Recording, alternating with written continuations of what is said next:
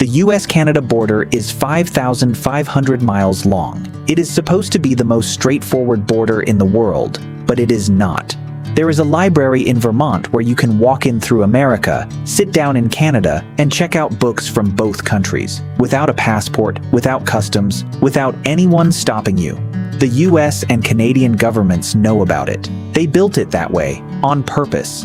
And that's not even close to the weirdest thing about the US-Canada border. The US-Canada border is 5,500 miles long. That's roughly the distance from New York to London and back. It is the longest international border in the world, and most of it is supposedly a straight line. Supposedly. Here's what actually happened. It's 1783. The Americans just won their independence from Britain. Now they need to figure out where exactly America ends and British-controlled Canada begins. So they sit down, pull out the best map available, and start drawing. The problem? The map was wrong. Not slightly wrong. Wrong in the way that matters most. The further west you looked, the more the map just gave up. Lakes in the wrong places. Rivers ending nowhere. Entire regions just guessed at. But they had a war to wrap up, so they drew the line anyway. They decided the border should run from the northwest corner of a lake called Lake of the Woods, straight west until it hit the Mississippi River. Clean. Simple. Done. Except the Mississippi River doesn't go that far north. The line they drew missed it entirely, by hundreds of miles, so now they had a border that ended in the middle of nowhere, pointing at a river that wasn't there. This wasn't fixed for 35 years. When they finally came back to sort it out, they added the 49th parallel, that long horizontal line you see cutting across the continent, and they connected it to the old border with a straight line going south. The result?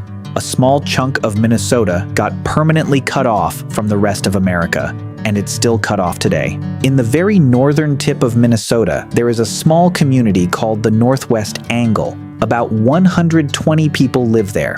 It is technically part of the United States of America. To get there by land, you have to drive through Canada. There is no other way. The only road in or out passes through Manitoba. Residents cross 2 international borders just to go grocery shopping, a trip that takes over an hour each way. It gets better. In 2019, someone filed a petition on the official White House website asking the US government to just give the Northwest Angle to Canada, to correct the 200-year-old map error once and for all. The residents responded, absolutely not. If I wanted to be a Canadian citizen, I would move to Canada, said one local business owner. So they'd rather cross an international border twice a week for groceries than become Canadian. Respect, honestly.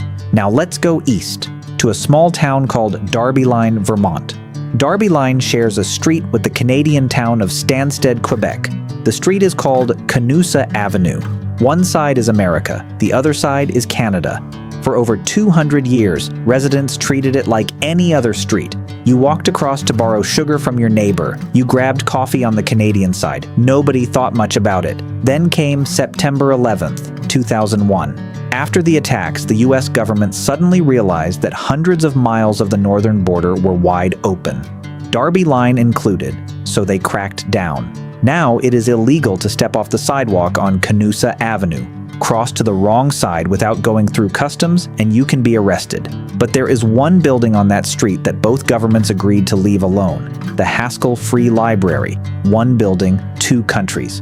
The Haskell Free Library and Opera House was built in 1901 on the exact line between Vermont and Quebec, on purpose.